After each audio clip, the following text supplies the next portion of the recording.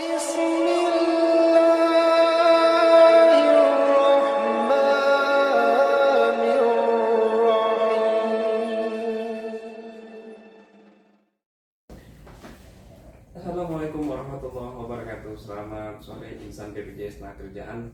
Alhamdulillah pada sore hari ini kita memulai podcast Al-Maghfirah Bincang Syariah. Podcast ini adalah podcast untuk mengedukasi teman-teman BPJS Tenagakerjaan terkait dengan muamalah dan apakah kita BPJS Tenagakerjaan ini sudah sesuai dengan syariah. Untuk sore hari ini pada pertemuan perdana hari ini kita ditemani oleh pakar syariah BPJS Tenagakerjaan Ustadz Muntaqim Akbar. Assalamualaikum Mas Agil. Waalaikumsalam warahmatullahi wabarakatuh. Kalau jadi pakar ya. Sehat Mas Agil ya? Alhamdulillah. Alhamdulillah. Ini alhamdulillah kita sudah sekian lama dan sekian kali kita jadi kita baru bisa podcast pada kali ini ya Pak Agil ya. Baik, alhamdulillah. Dan kita juga dihadiri pada podcast perdana ini dari Ustadz Yayasan Al-Maghfirah. Ini ada Ustadz Luqmanul Hakim. Assalamualaikum Ustadz. Assalamualaikum warahmatullahi wabarakatuh.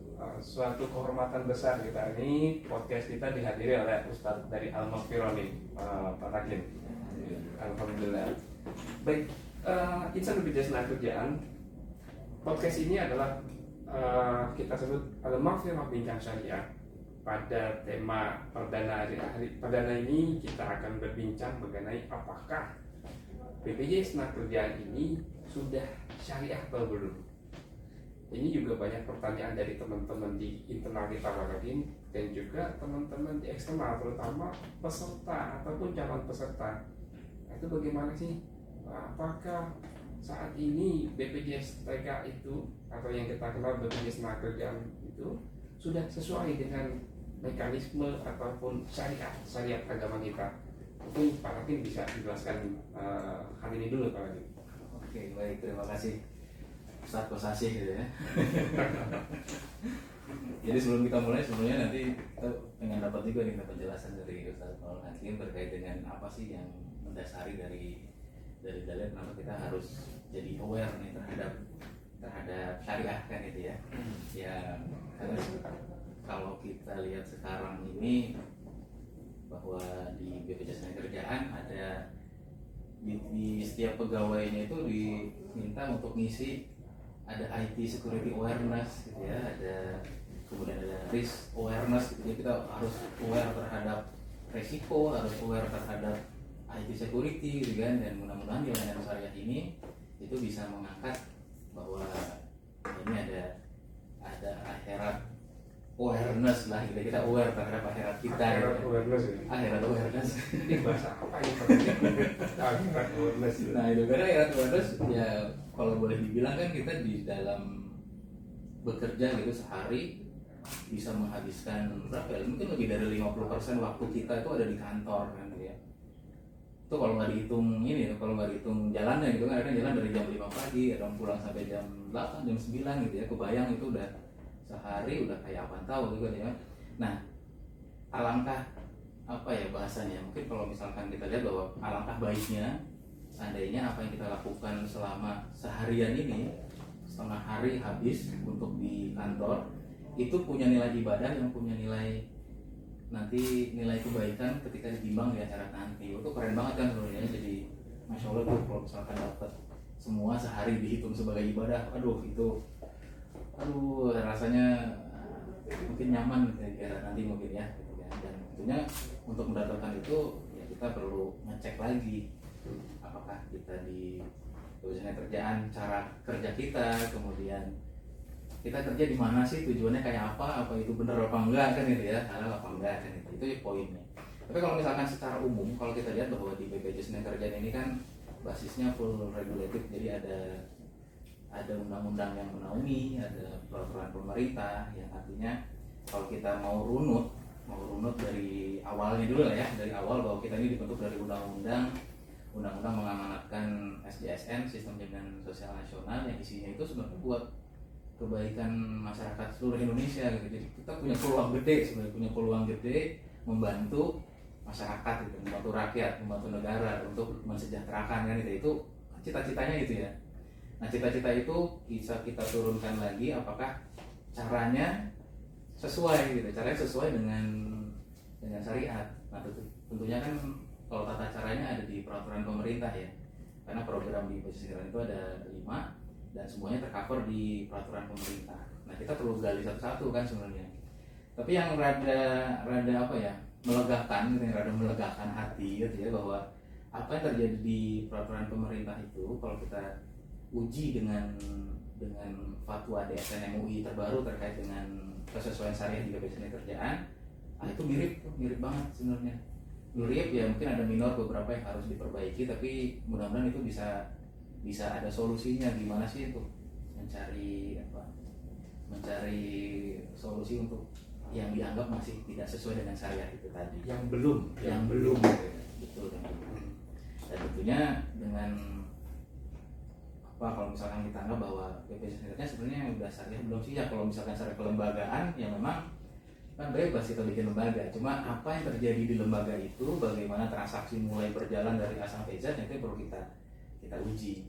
Dan dari kalau di sekarang ini kan kita udah punya 4 penasihat syariah, dan alhamdulillah kalau misalkan sekarang udah terimplementasi di Aceh, ya artinya dalam secara formal BPJS Kerjaan sudah berjalan dengan undang-undang, dengan PP dan dengan fatwa. Artinya undang-undang, PP dan fatwa biasanya. 3 produk hukum itu sudah kita miliki ya? Sudah kita miliki. Dan sudah terimplementasi di Aceh kan gitu. Jadi wah ini udah pintu besar bagi seluruh pegawai ya, istilahnya gitu ya, seluruh pegawai di BPJS Kerjaan untuk lebih tenang bekerjanya. Tapi jangan lupa bahwa ketenangan itu jangan sampai terlena kan gitu ya, jadi kita kelupaan lagi soal tadi syariah akhirat awareness-nya gitu ya. Istilah baru yang saya dengar nih Pak Lagi. Ya mudah-mudahan itu bisa membantu ya, mengingatkan kembali bahwa kita di dunia itu kan sementara ya, sebentar doang, jangan sampai isinya dunia aja gitu ya. Ya nanti akhirat terlupakan. Iya. Pak Nagin, jadi poinnya adalah BPJS Kerjaan ini sesungguhnya sudah syariah ya. Sesungguhnya sudah syariah. Yang perlu diperbaiki adalah proses di dalamnya yang harus dicek kembali apakah setiap proses itu sudah sesuai syariah atau belum. Tapi kalau dilihat dari pandangan yang Pak Lagi nih, apakah proses-proses yang di dalam ini sudah sesuai syariah atau belum? Atau kalau misalkan yang belum, itu bagian yang mana Pak Lagi? Poinnya ya. Ya, kalau secara umum kita ngomong secara global ya, secara global dulu dari atasnya. Kita biar step by step, karena kalau dari bawah kita nggak nemu yang atasnya kan gitu ya. Kita nggak nemu filosofinya, kita nggak nemu tujuan dari dibentuknya BPJS Kerjaan, tujuan dari SDSN itu sendiri kan gitu ya. Jadi kalau misalnya kita dari atas, kita lihat tadi tujuan apa enggak, oke ini bukan badan yang mempunyai produk dolim kan gitu ya, produknya baik gitu ya, malah justru lebih banyak memberi kan gitu ya. Walaupun nanti dalam konsepnya ada konsep asuransi sosial yang harus kita lihat lagi kan gitu ya. Nah kalau dari atasnya udah oke, di bawahnya bagaimana perjalanannya, tentunya kalau misalkan kita lihat di sekarang gitu ya, kalau ini bahasanya kita tadi level 1, sekarang level keduanya gitu. Level keduanya ketika kita tahu bahwa perusahaan dan pekerja baik yang PU, BPU, yang mandiri itu kan mengeluarkan uangnya dan disetorkan ke BPJS Kerjaan. Nah itu kita perlu mendalami itu disetor buat apa, itu dikasih ke BPJS atau buat apa, kan itu harus clear sebenarnya kan gitu ya. Nah itu kalau dari kita merujuk ke fatwa bahwa yang terjadi itu sebenarnya mereka sedang mengumpulkan uang mereka sendiri gitu ya. Mereka kalau di dalam bahasa syariah bertabaruk ya. Tabaruk itu akad sosial sebenarnya. Akad tabaruk itu macam-macam nanti di dalamnya ya. Akad sosialnya bisa ada hibah, ada hadiah. Nah, tapi kalau yang tercantum di fatwa itu dia hibah, gitu ya. Jadi kalau misalkan normalnya gitu ya, ada perusahaan misalkan gitu ya, perusahaan membayarkan iurannya ke BPJS Ketenagakerjaan, sebenarnya perusahaan sendiri ini sama pekerjanya udah ada akadnya sendiri. Karena problem kita kan ada yang seluruhnya dibayarkan oleh perusahaan, ada yang Sebagian. sebagian. Nah, bagian perusahaan yang diberikan kepada peserta, bagian perusahaan yang diberikan kepada pekerjanya, nah itu ada akadnya tersendiri. Nah, kalau di fatwa kita menyebutnya akad hibah bisyat, jadi akad hibah dengan syarat. Bisyat. Gitu. Syarat lah kalau misalnya bahasa Indonesia gitu ya. Syaratnya itu ditentukan oleh si BPJS atau ada kesepakatan di antara dua belah pihak nih? Justru syaratnya ditentukan oleh PP. Oh gitu. Karena kita merujuk kepada alur yang ada di peraturan perundang-undangan yang menaungi BPJS Ketenagakerjaan. Karena iuran itu hanya bisa diperuntukkan untuk pekerjaannya, nggak bisa buat yang lain. Artinya ini buat pekerjanya, buat bayar JKK ya, buat pekerjanya untuk bayar JKM, buat pekerjanya buat bayar JHT, buat bayar JP. Nggak bisa tuh misalkan ini hibah bisat, tapi bisatnya ini saya perusahaan kasih hibah buat pekerjanya untuk beli gorengan misalnya. Enggak, di situ nggak boleh karena aturannya nggak ada. Jadi hibah bisat dengan syarat iurannya harus dibayarkan untuk iuran JKK, iuran JKM, iuran JP, JHT. Nah itu poinnya, itu pertama tuh. Nah itu baru satu sisi sebenarnya. Jadi kita bukan berarti nanti di ujungnya kadang-kadang suka ada yang nanya lagi, berarti akadnya banyak banget dong. Akadnya ya akad antar mereka kan, akad kalau di rukunnya itu kan ada. Kalau ya. pada perdana podcast ini mungkin kita jangan bahas. Oh iya oke siap. Di tema berikutnya kita bicara. Oke. Itu pertama tuh berarti. Berarti ada akad antara pemberi kerja atau perusahaan dengan pekerjanya. Kemudian ada kalau di BPJS kan ada yang dananya kumpulan. Kalau bahasa Sundanya pooling fund. Ada dana kumpulan, ada yang individual gitu ya.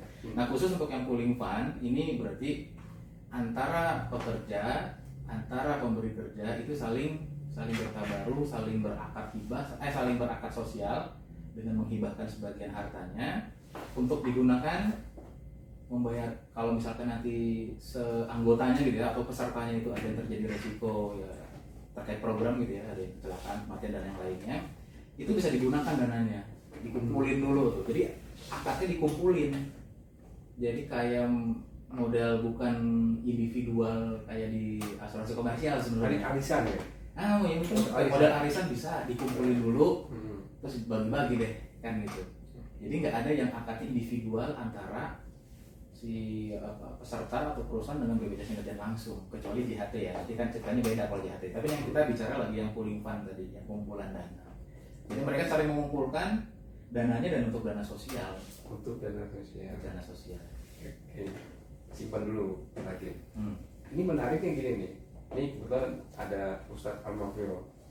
Kalau kita di BPJS Ketenagakerjaan bekerja itu selama 8 jam ya, kita itu anggap 8 jam ya, mungkin ada juga yang lebih lembur sambil nunggu maghrib ya, jam 6 sampai jam 7 baru pulang gitu ya. Artinya apakah ketika karyawan itu bekerja nih Ustadz Lukman, itu sudah menjadi ibadah bagi mereka? Artinya kalau itu menjadi ibadah, sungguh luar biasa orang yang bekerja di BPJS Ketenagakerjaan, ibadahnya bukan hanya sholat, nulis aja, bahkan ngomong aja nih, dapat pahala. Bagaimana Ustaz? Baik. Bismillahirrahmanirrahim. Assalamualaikum warahmatullahi wabarakatuh. Waalaikumsalam. Alhamdulillah wassalatu wassalamu ala Rasulillah wa ala alihi washabbihi wa mawala. Amma ba'du. Segenap para pemirsa Insan BPJS Ketenagakerjaan dimanapun Anda berada, mudah-mudahan tayangan perdana ini insya Allah akan menuai manfaat dan barokah. Amin. Buat kami yang ada di sini, juga buat para pemirsa yang menyaksikan, insya Allah menjadi sedekah kuota. Amin. Amin ya rabbal alamin. Buat tokoh-tokoh kita yang luar biasa, Ustaz Kosasi, Ustaz Takim, yang alhamdulillah dari tadi saya menyaksikan dan menyimak pembicaraannya luar biasa. Kalau saya biasa di luar. Ini terkait dengan syariah. saya tidak menanggapi itu memang karena sudah ada pakar tersendiri. Tadi yang Ustaz Kasasi bertanya kepada saya seputar ibadah, merujuk dalam Al-Quranul Karim, A'udzubillahi minasyaitonirrajim, Bismillahirrahmanirrahim. Ya ayyuhan nas, wahai segenap manusia, bahwa beribadahlah kepada Allah Subhanahu wa taala. Beribadah pengertiannya ada secara mikro, ada secara makro. Skup yang kecil yang kita tahu kalau ibadah itu ya sholat, puasa, zakat, haji, umrah, dan lain-lain. Tapi ibadah dalam sisi yang luas, apapun setiap gerak langkah kita semata-mata karena ingin bertujuan mencari ridho Allah, itu juga bagian dari ibadah. Seorang suami yang mencari nafkah untuk keluarga, anak dan istri, maka itu tercatat sebagai ibadah di sisi Allah Subhanahu wa taala. Siapapun dia, seorang pedagang yang berdagang, tentunya berdagang yang dibenarkan dalam syariat, maka perdagangannya itu dianggap sebagai ibadah. Jadi ibadah dalam skala yang luas, skala yang makro, apapun bentuknya. Bekerja kita di tempat ini pun merupakan ibadah, karena tujuan dari pekerjaan kita ingin memberikan nafkah yang halal buat keluarga. Tadi yang Ustaz Kasasi bilang bahwa kita mencatatnya aja ada nilai pahalanya. Jadi bahasa saya yang sederhananya itulah indahnya agama kita, bahwa kebaikan itu tidak Allah tutup dalam satu sisi. Artinya Allah terus buka pintu-pintu kebaikan. Kita tidak bisa melakukan kebaikan lewat sini, bisa lewat sini. Tidak bisa lewat situ, ya bisa lewat antus gitu kan.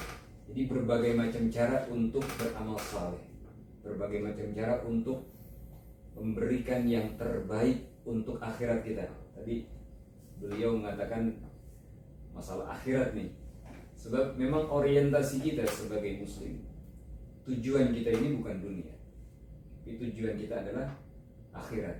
Tapi karena kita hidup di dunia, kita tidak juga bisa melupakan bagian kita di dunia. Wabtaghi fima atakallahu daral akhirah wa la tansa nasibaka minad dunya. Carilah tujuan hidupmu yang sebenarnya di negeri yang abadi, khalidina fiha abada, yaitu akhirat. Tapi juga jangan lupakan bagianmu di dunia.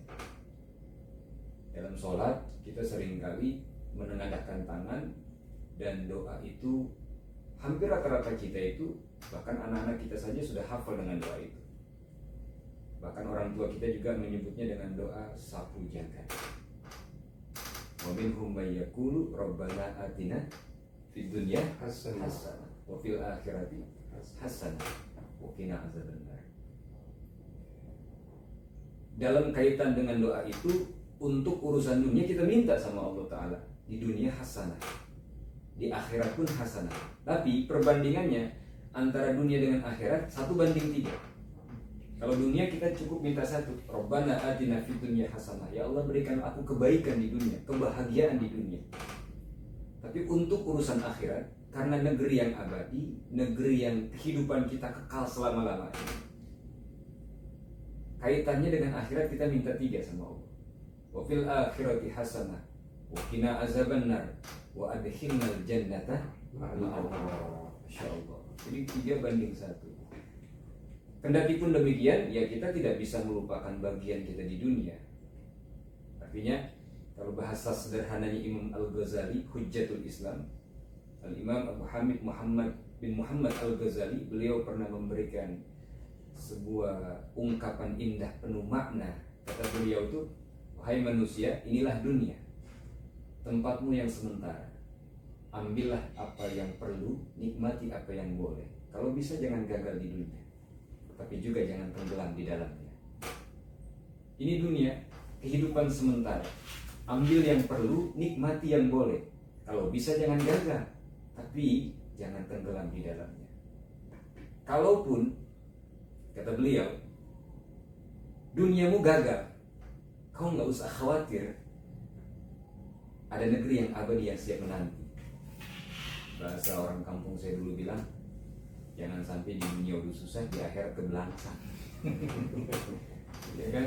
Kadang-kadang di dunia, maaf, rumah ngontrak tipenya RS7, rumah sangat sederhana sekali sehingga selonjor saja sulit sekali. Tapi sholat kagak, ngaji enggak, gitu kan. Puasa Ramadan kala 30 hari. Di dunianya nggak mau ibadah sama Allah, padahal di dunianya kehidupannya susah. Dalam sisi ekonomi kesusahan. Ini udah bukan level susah lagi, susah kalau kata orang Betawi bilang. Ini kalau udah susah, di atasnya susah itu. Jadi, tapi di dunia udah susah, di akhirat jadi kebelangsang. Imam Ghazali bilang, kalaupun kau gagal di dunia, kalau gitu loh, kegagalanmu menghampiri hidupmu di dunia, kau jangan khawatir, kau jangan cemas. La tahzan, jangan sedih. Karena apa? Ada akhirat setelah dunia.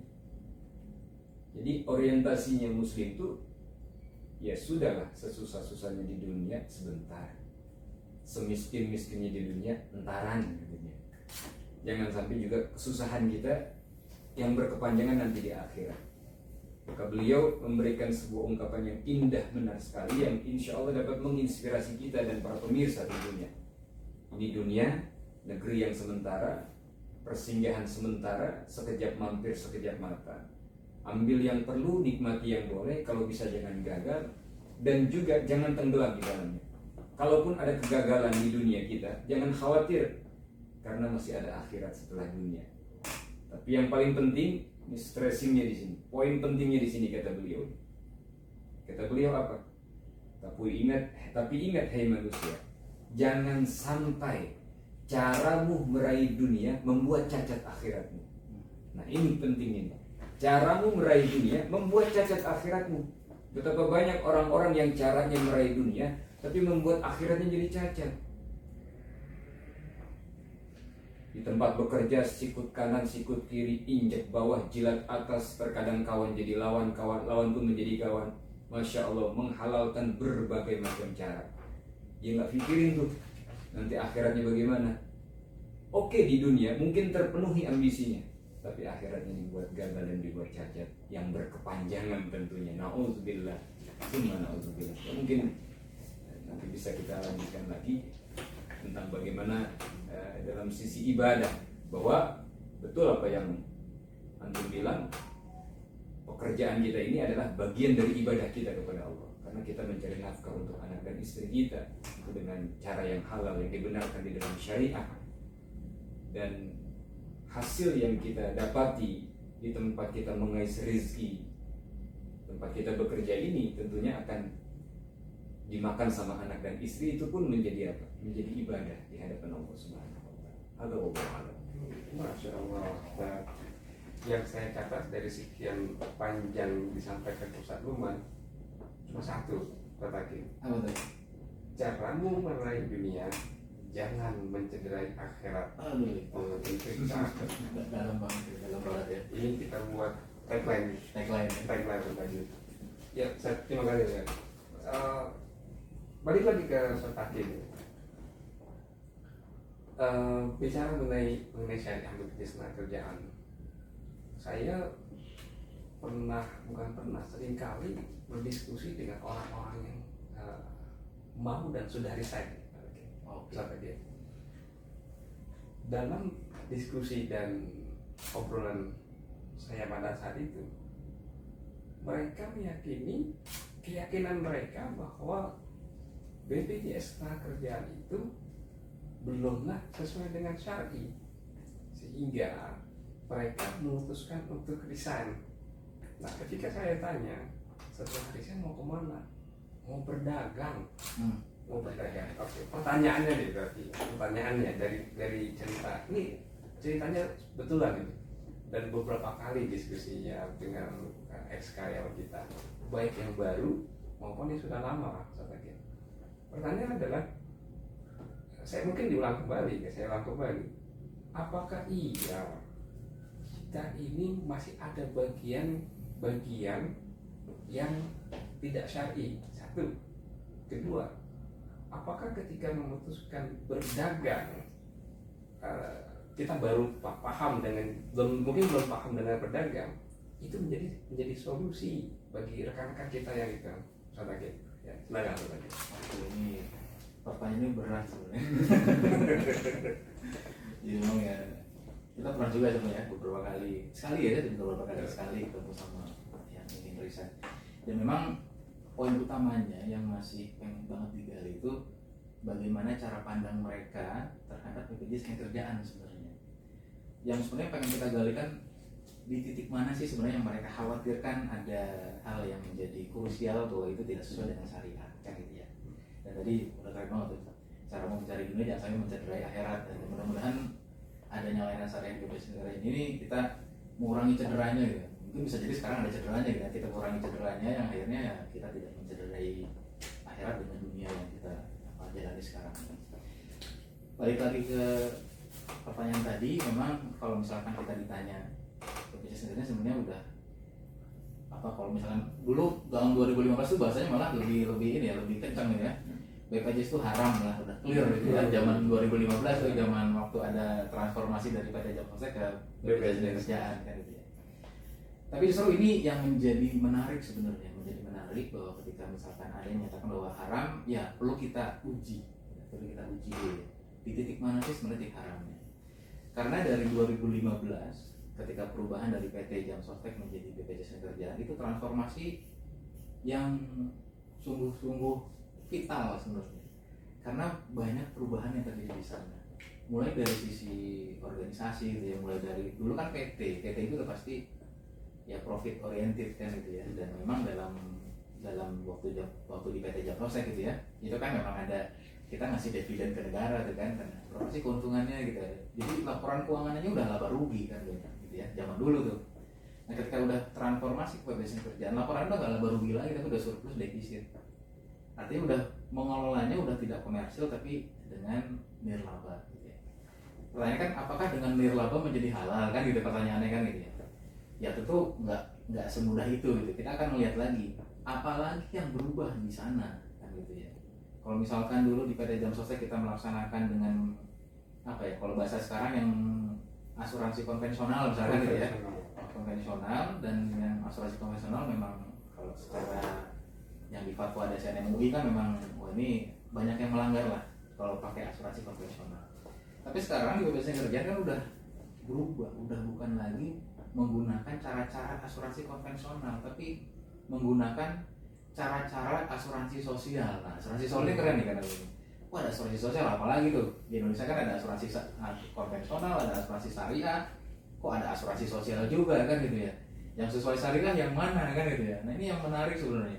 Ketika PT Jam Sostek berubah jadi BPJS Ketenagakerjaan bertransformasi dan melaksanakan konsep atau skema asuransi sosial sesuai dengan PP itu yang udah apa ya, yang udah terbit lah gitu ya, PP yang sekarang kan masih berjalan. Ternyata itu filosofinya di dalamnya itu boleh dibilang kalau jadi kalau boleh dibilang yang normal gitu ya, itu nggak ada bedanya sama apa yang terjadi di asuransi syariah. Di mana asuransi syariah itu kalau ada perusahaan yang pengen bikin asuransi syariah itu harus merujuk ke fatwa DSN MUI terkait dengan asuransi itu sendiri. Nah itu menarik sebenarnya, artinya asuransi syariah udah ada, difatwakan oleh DSN MUI juga boleh, kita berlaksanakan dengan asuransi sosial, di mana asuransi sosial ini sangat mirip dengan asuransi syariah secara konsep. Oke, Ustaz Hakim. Ya. Asuransi syariah dan jaminan sosial yang saat ini BPJS kita lakukan sangat mirip. Kemiripannya berapa persen? Kemiripan berapa persen ya? Justru ini ya, ini saya mengutip pendapat orang lain boleh ya? Iya. Mengutip pendapat dari salah satu ketua di Asosiasi Asuransi Syariah Indonesia. Ya, saya mengutip waktu pernah ada pertemuan dan dia mengutip kayak gini. Sehebat-hebatnya asuransi syariah untuk menjadi syariah gitu ya, itu nggak mungkin bisa mengikuti syariahnya di BPJS Ketenagakerjaan. Keren tuh bahasanya kan? Berarti bukan mirip, Ustaz Hakim. Justru kita lebih syariah dari bahasa syariah. Ya bahasanya kira-kira kan begitu ya, bahasanya kira-kira begitu ya. Ya, tapi ini masih kita bicara di tataran skema ya, karena skemanya gimana sih, cara kerja atau prosedur yang terjadi di PBS Internet itu kayak apa, dan itu memang sudah sesuai banget dengan apa yang ada di fatwa desain MUI. Justru malah kita punya nilai plus sebenarnya. Nilai plusnya di mana? Kalau di asuransi syariah itu mereka, kalau kita sebut sumber pendapatan dananya gitu kan, mereka kan dapat ujroh gitu, dapat fee dari mana? Dari iuran. Dan mereka juga bisa dapat fee dari apa ya? Kalau bahasa teknisnya itu underwriting gitu ya, Investasi. Bukan investasi, jadi selisih antara jumlah iuran yang masuk dengan manfaat yang dibayarkan. Nah itu sederhananya begitu lah ya kan. Jadi kalau misalkan iuran masuknya 1 miliar, ternyata yang dibayarkan untuk manfaat cuma 700 juta misalkan, kan ada selisih 300 juta. Nah 300 jutanya ini kalau di asuransi syariah itu bisa jadi Ujroh. bukan jadi ujroh, bisa jadi misalkan dibagi dua. Yang 350 masuk ke dana sosial, dana baru tadi, 150-nya jadi amilnya si perusahaan asuransi syariahnya. Atau bisa juga semuanya, atau bisa juga sebaliknya. Itu aturan di fatwa. Tapi di BPJS Kerja malah nggak boleh. Setiap ada, ya kalau kita misalnya surplus underwriting tadi ya, seluruh nilai lebih dari iuran dengan manfaat yang dibayarkan, itu seluruhnya masuk. Kita nggak punya opsi ngambil dana itu. Itu makanya yang mungkin bagi mereka ya nggak mungkin sesyariah-syariahnya asuransi syariah itu nggak mungkin bisa lebih syariah dari bisnis kerja. Iya, karena BPJS Kesehatan cuma ambil dari fee. Ini kita ngomong, tapi masih tataran ini ya, masih tataran skema gitu ya. Nah, tentunya kalau misalkan kita mau masuk lagi, sebenarnya ada di poin besarnya ada di mana sih sebenarnya kalau di BPJS Kerja. Tentunya kalau misalkan yang sekarang ini ramai kan misalnya ada denda kan itu. Kok wajib ada dendanya sih ya, itu ini perdebatan lah ya. Kalau misalkan kita pakai pendapatnya desain MUI, tentunya itu ada tuh fatwa tentang denda kan itu ya. Ikhtilaf gitu ya. Ya kita bisa milih mau yang mana kan gitu ya. Ada dendanya. Dan tapi yang menjadi jalan keluarnya gitu ya. Ya walaupun denda itu kita berikan, kalau kita mau menyesuaikan dengan fatwa yang kita punya, tentu dendanya ini bukan sebagai pendapatan gitu, tapi ini yang akan disalurkan lagi, itu bukan miliknya BPJS Sostek lah gitu ya. Kalau mengenai denda itu bukan jadi miliknya. Nah itu disalurkan ke mana?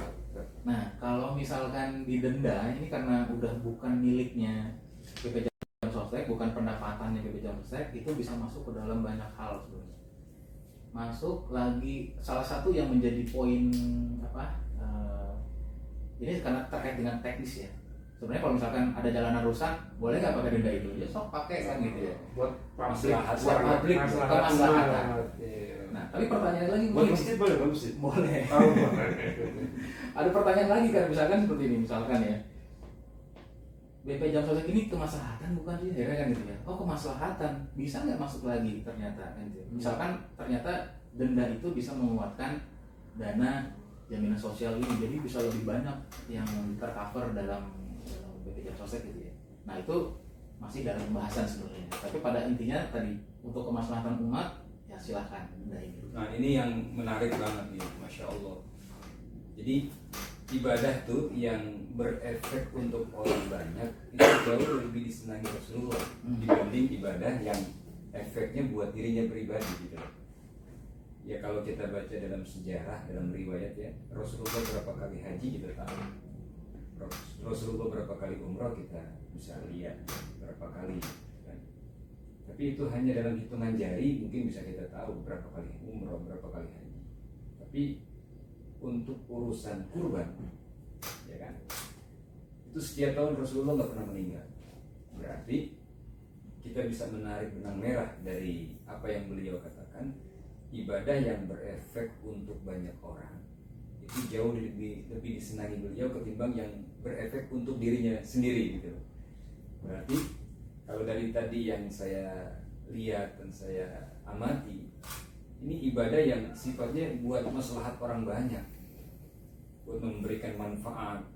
Ya kalaupun didenda, tapi dendanya pun disalurkan ke arah yang positif gitu, ke arah yang baik, membenarkan jalanan yang rusak dan lain-lain gitu kan. Bangun jembatan, artinya kan buat kemaslahatan umat gitu.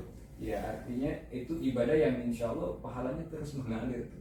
Jadi setiap kali umpama dari pihak BPJS membangun sebuah jembatan sehingga orang memudahkan untuk berjalan lewat situ, itu setiap kali ada orang jalan, tiap itu boleh dapat transferan pahala itu. Masya Allah. Itu seluruh karyawan pada saat Seluruh karyawan dan orang yang terlibat di dalam. bukan hanya direktur aja. Bukan hanya direktur. Semua. Kita Iya, kebagian. betul. Sama mudah-mudahan. Ya kayak kita gini, podcast kita nih bukan hanya sisi manfaatnya buat kita, semua orang yang terlibat tergabung di dalamnya pun ada dapat nilai pahala kebaikan, ya kan? Kita memberikan edukasi buat insan BPJS dan seluruh pemirsa mungkin yang menyaksikan nanti tayangan ini, ada asar, ada kebaikan yang dia dapati wasilahnya dari kita, bahkan ada orang yang mendapatkan hidayah wasilahnya dari kita, insya Allah ya.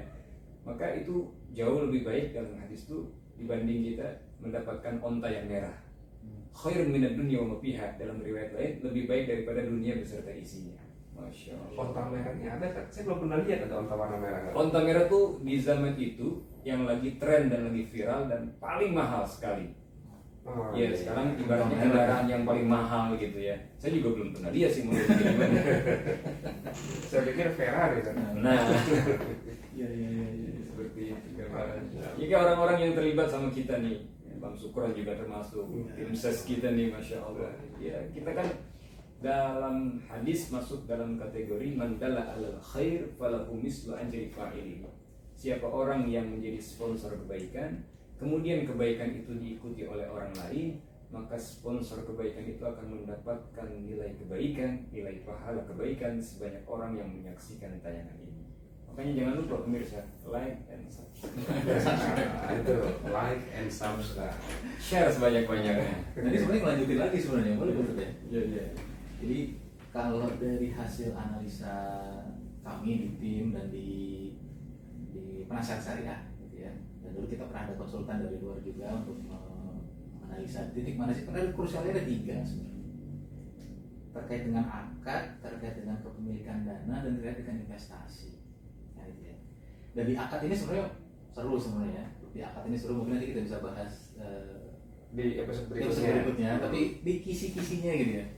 Jadi akad itu memang krusial, dan tadi sudah disebutkan beberapa, dan yang paling berasa gitu ya sebenarnya ketika kita sudah mendapatkan fatwa dan ada akad di sana, tentunya dalam menjelaskan gitu ya, mensosialisasikan kepada peserta atau kepada masyarakat itu harus sesuai dengan akad itu gitu ya. Jadi kalau dalam beberapa kali itu ada yang membahasakan gini, kalau kita ini ingin menjelaskan sebuah ayam, jangan dijelaskan seperti bebek gitu ya. Kalau bahasa Bali kurang tepat. Orang kita jualan ayam, misalnya kita jualan ayam, kenapa nggak jelasinnya bebek? Padahal mirip kan gitu ya. Wah, dia kakinya 2 gitu, tapi ternyata kita ada yang disembunyikan. Misalnya ternyata ayam tuh nggak bisa berenang, tapi disebutkan misalkan di bebek bisa berenang kan gitu. Bebek yang punya jalur ya. Bebek yang punya jalur kan masing-masing punya keunikannya gitu ya. Jadi ketika sudah akad itu sudah kita terima bahwa oh ya DSN ini sudah menetapkan bahwa akadnya adalah misalkan wakalah atau apapun nanti yang kita bahas detail ya. Nah, kita harus bisa menjelaskan itu dengan sesuai dengan apa yang kita lakukan gitu ya. Jadi jangan sampai ada dusta di antara kita gitu ya. Karena memang di beberapa ini juga informasi juga nih bahwa di masyarakat kita, dan terutama kalau misalkan kemarin kita ada monitoring evaluasi itu ya masih mengasosiasikan bahwa BPJS Ketenagakerjaan itu seperti asuransi konvensional. Seperti asuransi konvensional. Hampir semua mengatakan berperspektif seperti itu ya. Persepsinya seperti itu. Dan itu ya jadi bisa jadi PR besar buat kita nih di BPJS. Bagaimana dengan orang dalam kita, orang misalnya karyawan kita sendiri, apakah masih berpikir kita sendiri di dalam masih perspektif kita ya asuransi sosial? Kita sendiri gitu. Kita sendiri ya. Kalau di dalam. Nah, kalau di dalam penelitiannya memang belum keluar gitu ya, belum ada, itu kita belum teliti. Tapi rasanya sih mudah-mudahan dengan adanya podcast ini, Amin ya. Langsung memang bukan asuransi konvensional, bukan. Kita ini jaminan sosial nyebutnya ya, Badan Penyelenggara Jaminan Sosial, dan melaksanakan programnya berdasarkan prinsip asuransi sosial. Nah, jadi asuransi sosialnya kita ikat dulu nih. Kita bisa mendalami asuransi sosial tuh gimana sih cara kerjanya, polanya kayak apa. Padahal kita udah punya juga kan PP, udah punya aturan negara yang clear sebenarnya, kita bisa pelajari di dalam. Oh iya. Lagi ini tadi kita ngomong udah panjang-panjang nih kalau itu ya. Tapi yang menjadi critical point ini adalah sebetulnya yang dikatakan syariah atau tidak syariah itu yang seperti apa, itu kita belum bisa dijelaskan. Mungkin bisa dijelaskan dulu kepada pemirsa nih, apa sih yang maksudnya variable apa sih, ini syariah, ini bukan syariah, dan lain sebagainya ya. Nah itu mungkin harus disampaikan dulu nih. Nah ini apa jawabannya mungkin sedikit aja gitu ya, jawabannya sedikit mudah, tapi ini bisa membuka inspirasi gitu ya. Jadi kalau pakai dalam kaidah fikih ini nanti malu bisa nambahin al aslu fil muamalati al ibahah. Jadi hukum asal dari muamalah itu adalah boleh gitu ya. Nah tapi kita nggak bisa tuh misalkan semuanya akhirnya boleh, yang nggak boleh itu yang terlarang. Jadi nanti kita punya namanya apa sih transaksi yang terlarang dalam Islam kan gitu ya. Jadi kalau tadi pertanyaannya pengen tahu yang ini yang halal haram yang mana sih kan gitu ya. Jadi poinnya jadi akhirnya ketemu sebenarnya banyak ya, nggak banyak sebenarnya yang transaksi terlarang dalam Islam. Tapi kalau misalkan kita kecilin skupnya dalam asuransi gitu ya, dalam asuransi sosial gitu atau konsep asuransi lah gitu ya, itu umumnya ada 3. Ada nggak goror di sana? Ada ketidakjelasan di sana. Goror apa tuh goror? Goror itu ketidakjelasan. Ketidakjelasan bukan dalam arti macam-macam ya. Ada beberapa waktu pernah diskusi, kita jelas kok asuransi itu, asuransi konvensional kan jelas apanya, manfaatnya jelas, kalau dia ada resiko ada kan ya, manfaatnya ada dibayarin kok gitu kan, tapi ternyata kok dianggap goror. Nah goror itu dari sisi waktu sebenarnya, dan kita lihat dari akad di awalnya. Nah akad di, kalau kita bicara soal asuransi konvensional itu kan konsepnya transfer resiko. Nah transfer resiko itu lebih dekat kepada jual beli resiko gitu. Misalnya saya punya resiko nih, berangkat kerja ada resiko kecelakaan. Nah ada yang nggak mau beli resiko saya mau bayar nih 300.000. Tapi kalau saya kecelakaan harus bayar manfaatnya misalnya 3 juta gitu ya, 10 kali lipatnya misalkan gitu ya. Artinya ketika saya bayarin 300.000 ke asuransi konvensional, itu akad udah terjadi. Kok bisa dibilang jual beli? Ya karena pindah tempat. Saya mau mengeluarkan 300.000, perusahaan asuransi itu menerima kan, dan diakui sebagai asetnya perusahaan asuransi. Akhirnya saya mengeluarkan uang, tapi saya dapatnya kapan? Nggak tahu dapatnya kapan. Ya kalau celaka kan gitu. Jadi sisi waktu. Ya itu di situ yang kita sebut sebagai goror. Karena kita udah mengeluarkan uangnya, gitu. Kita udah beli.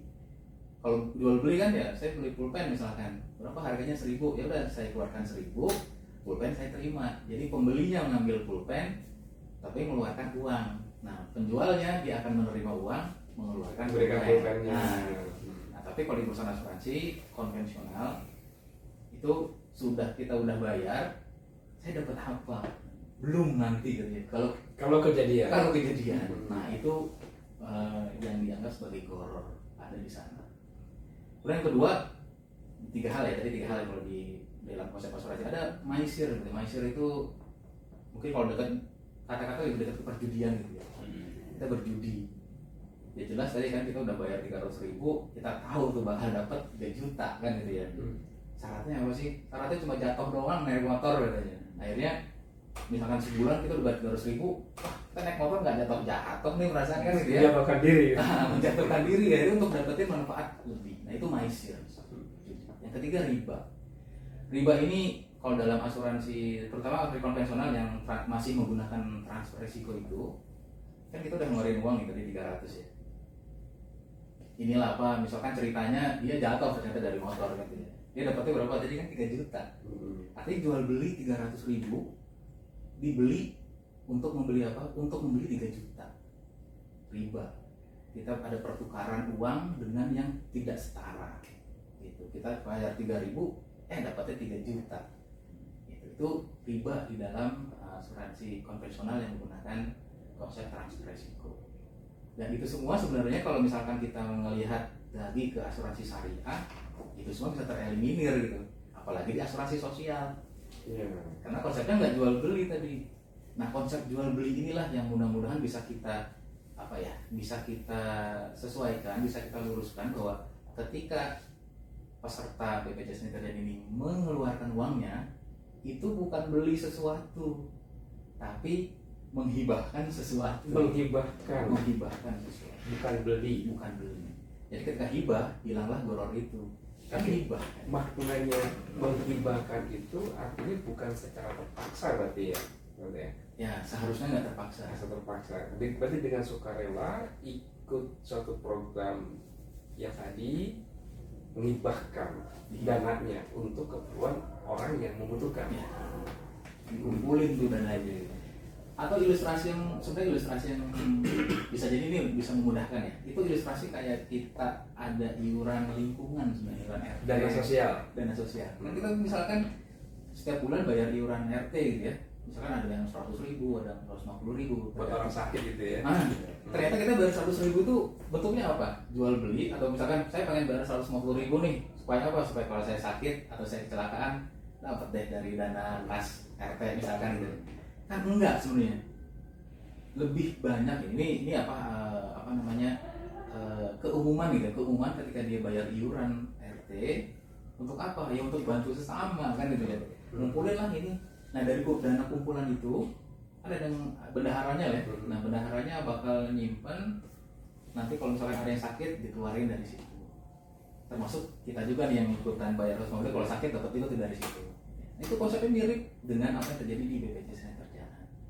Dan itu menghilangkan goror. Gitu. Karena nggak ada ikatan. Kalau jual beli kan ada ikatan. Apa yang diterima, apa yang dibayar kan. Iya, menarik nih, saya pikir banyak materi yang sebetulnya harus kita jelaskan satu persatu, mulai dari akar, kemudian dari 3 ya, goror, maisir, dan riba juga harus kita jelaskan lagi lebih rinci. Kemudian apakah BPJS ini asuransi sosial atau jaminan sosial ya? Kalau gitu jaminan sosial disebutnya. Jaminan sosial diselenggarakan dengan prinsip asuransi sosial. Prinsip asuransi sosial itu menarik. Sebenarnya nggak cukup waktu untuk kali ini ya. Mungkin nanti di episode berikutnya kita akan bahas satu persatu materi-materi tersebut. Oke, ini penghujung sesi ini nih, Ustaz Hakim dan Ustaz Umar. Dari Ustaz Umar dulu kali ya. Apa yang kesimpulan apa yang didapat atau apa yang nantinya pada sesi ini bisa diberikan atau manfaat apa dari episode ini kepada insan BPJS Ketenagakerjaan? Baik para pemirsa insan BPJS Ketenagakerjaan dimanapun Anda berada, dari saya kesimpulannya singkat saja bahwa orang yang terbaik itu bukan orang yang kaya. Orang yang terbaik itu bukan orang yang pintar. Orang yang terbaik itu bukan orang yang alim. Tapi orang yang terbaik menurut versi hadis Nabi kita Muhammad SAW, khairun nas anfa'uhum linnas. Manusia terdebes, manusia terbaik, dia yang bisa memberikan manfaat buat orang banyak. Dari pembicaraan kita lebih mengarah kepada ibadah yang sifatnya sosial, yang ibadah ini jauh lebih disenangi oleh Rasulullah dibanding ibadah yang sifatnya individual. Itu saja mungkin dari saya. Masya Allah, terima kasih. Khairun nas wa anfa'uhum linnas. Ya, itu yang harus ditekankan teman-teman sekalian insan BPJS Ketenagakerjaan. Jadi bermanfaat kepada masyarakat banyak. Beribadah sendiri bagus untuk kepentingan sendiri, tapi lebih bagus lagi untuk kemaslahatan umat tentunya. Oke, terima kasih Ustaz Umar. Silakan Ustaz Hakim. Untuk penutup ini ya. Penutup pada kali ini. Nah, ini ingin kembali ini lagi ya, kita pengen mengingatkan bahwa tadi ya, mudah-mudahan awareness kita semakin meningkat ya. Tapi awareness, terutama awareness akhirat awareness yang nanti kita bisa sama-sama untuk mencari ilmu, menggali ilmu lagi. Kita bisa ketemu ilmu muamalah yang mana lagi nih yang bisa kita terapkan di BPJS Ketenagakerjaan supaya tadi kembali lagi apa yang kita lakukan selama 8 jam ya, normalnya 8 jam gitu ya, formalnya 8 jam Karena brand majalah kepegawaian 8 jam. 8 jam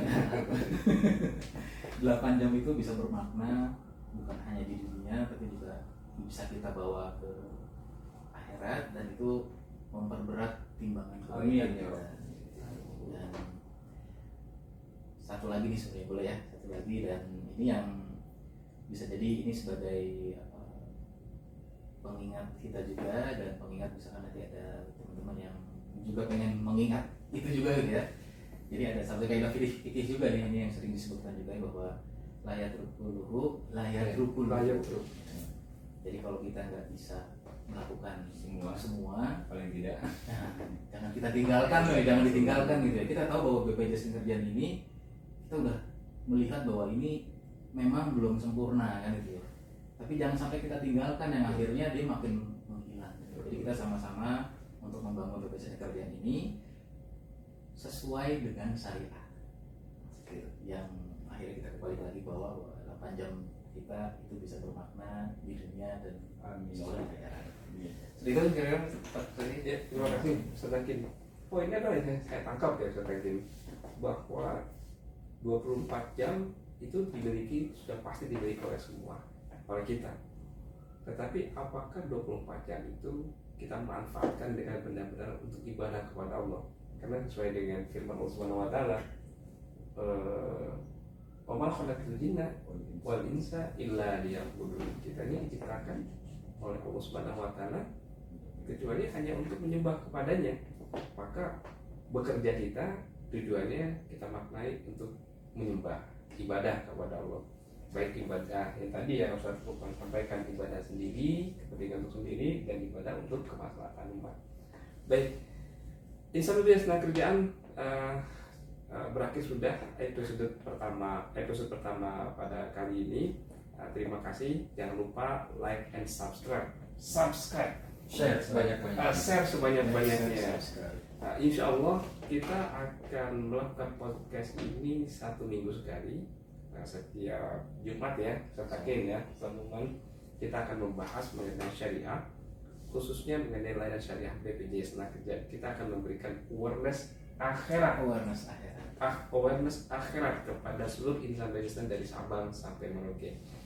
Dukung kami dan doakan bahwa layanan syariah bisa berkembang dan terimplementasi di BPJS Tenaga, bukan hanya di syariah tapi secara nasional. Amin. Kami akhiri.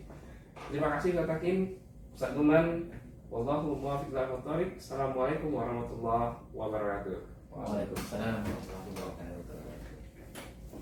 سبيل الدموع سبيل مريح تنهدى يا صاحي كي تستريح وبث